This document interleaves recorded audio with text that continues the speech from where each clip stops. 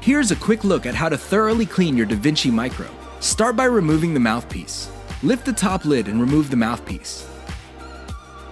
Separate the gasket from the mouthpiece. Next, remove the flavor chamber by using your metal pick tool located underneath the top lid of the MIQRO. Gently insert the metal pick tool and lift the flavor chamber out of the MIQRO.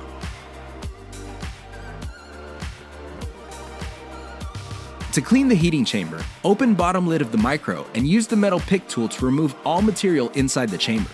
Next, use the chimney brush to sweep inside of bowl. Once the heating chamber is free from debris, use a Q-tip dipped in isopropyl alcohol and swab inside of bowl and around pearl.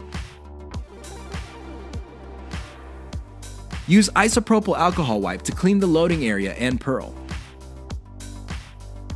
Allow to dry and perform a burn-off cycle before next use. To perform a burn-off cycle, turn the bowl on precision temperature control mode and turn temperature all the way up.